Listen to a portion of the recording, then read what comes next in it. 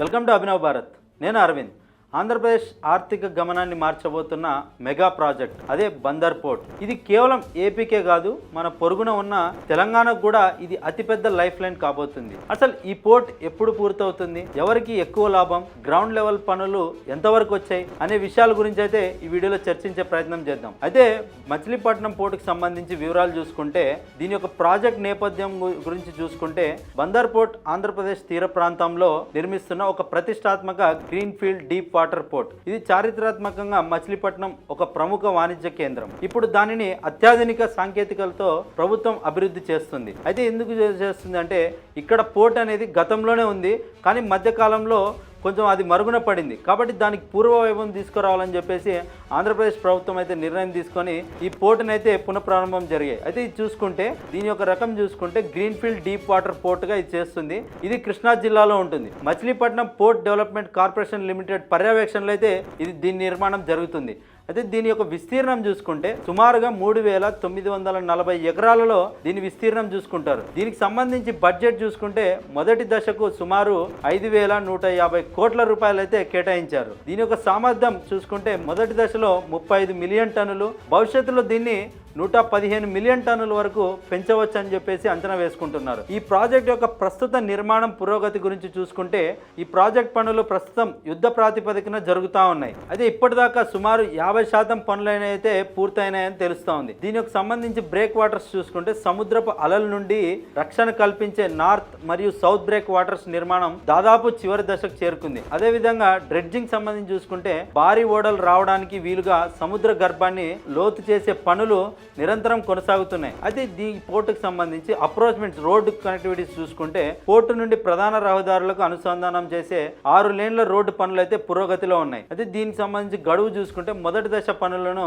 2026 October లేదా December నాటికైతే పూర్తి చేసి కార్యకలాపాలు ప్రారంభించాలని అయితే వీళ్ళు లక్ష్యంగా పెట్టుకున్నారు. కనెక్టివిటీ మరియు రవాణా మార్గాలు చూసుకుంటే, బందర్ పోర్టు అందుబాటులోకి గాన వస్తే పలు ప్రాంతాలకు రవాణా చాలా సులభం అవుతుంది. ఎందుకంటే ఇది నియర్ అవుతుంది. ఇప్పుడు ఫర్ ఎగ్జాంపుల్ చూసుకుంటే, వేరే రాష్ట్రాల నుంచి కానీ వేరే దేశాల నుంచి ఎగుమతి కానీ దిగుమతి చేసుకోవడానికి మచిలీపట్నం అనేటువంటిది మనకు సెంటర్ అవుతుంది. ఎందుకంటే ఇటు హైదరాబాద్ రావాలన్నా, అటు చెన్నై కావాలన్నా, ఇట్లా అంటే ఈ ప్రాంతాలకు నియర్ అవుతుంది. ఎందుకంటే ఇప్పటి వరకు హైదరాబాద్ నుంచి కానీ ఏదైనా రవాణా చేయాలంటే కూడా, ఎగుమతి దిగుమతి చేయాలంటే ఇటు వైజాగ్ కానీ, లేకుంటే ఇటు చెన్నై కానీ, లేకుంటే ఇటు కాకినాడ నుంచి చేయాలి అంటే దాదాపుగా డిస్టెన్స్ చాలా వస్తుంది. కాబట్టి ఇది చాలా నియర్ అవుతుంది కొన్ని రాష్ట్రాలకైతే. అదే విధంగా చూసుకుంటే, దీని ఒక రహదారి మార్గం చూసుకుంటే, national highway 216 Kakinada to Machilipatnam, Machilipatnam to Ongole, మరియు national highway 65 Vijayawada to Hyderabad ప్రధాన అనుసంధాన మార్గాలుగా ఈ రెండు అయితే ఉన్నాయి. అయితే దీనికి సంబంధించి రైల్వే మార్గం చూసుకుంటే, మచిలీపట్నం రైల్వే స్టేషన్ నుండి పోర్ట్ లోపలికి నేరుగా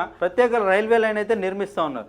దీనివల్ల ఏమవుతుంది, బొగ్గు కానీ, ఇనుప ఖనిజం వంటి భారీ సరుకుల రవాణా సులభం అవుతుంది. ఎందుకంటే డైరెక్ట్గా గూడ్స్ అనేది మనకు పోర్ట్లకు తీసుకెళ్ళిపోవచ్చు. సో రవాణా ఈజీ అయిపోతుంది కదా. అదేవిధంగా ఈ పోర్టు వల్ల ప్రయోజనం పొందేటువంటి ప్రధాన ప్రాంతాలు చూసుకుంటే, ఈ పోర్టు వల్ల ఆంధ్రప్రదేశ్ మరియు తెలంగాణ రాష్ట్రంలోని పారిశ్రామిక ప్రాంతాలకు భారీ లబ్ధి చేకూరుతుంది. ఆంధ్రప్రదేశ్లో చూసుకుంటే, విజయవాడ మరియు గుంటూరు నగరాల్లో పోర్టుకు కేవలం 70 నుంచి 80 కిలోమీటర్ల దూరంలోనే ఉన్నాయి. కాబట్టి వెరీ నియర్ అవుతుంది. ఇక్కడ నుండి బియ్యం కానీ, మిర్చి కానీ, ఆక్వా ఉత్పత్తులు మరియు సిమెంట్ ఎగుమతి చేయడం సులభం. ఎందుకంటే మనం గుంటూరు చూసుకుంటే మిర్చి ఎక్కువ పండిస్తూ ఉంటాం. సో ఇలాంటివి ఎగుమతి చేయడానికి కూడా ఈజీ అవుతుంది. తెలంగాణ ప్రాంతానికి సంబంధించి చూసుకుంటే, హైదరాబాద్ నుండి సముద్ర మార్గం ద్వారా సరుకు పంపాలంటే ఇప్పటి వరకు 500 నుండి 600 కిలోమీటర్ల దూరం ప్రయాణించాల్సి వచ్చేది.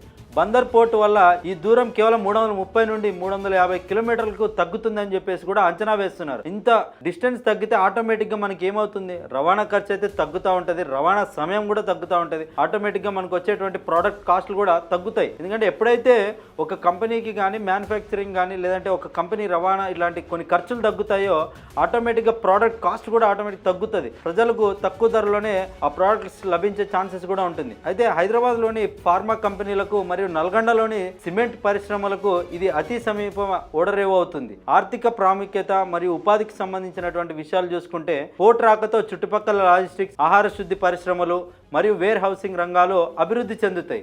దీని ఉపాధి సంబంధించి చూసుకుంటే వేల సంఖ్యలో ప్రత్యక్షంగా మరియు పరోక్షంగా ఉద్యోగ అవకాశాలు స్థానిక యువతకైతే లభిస్తాయి.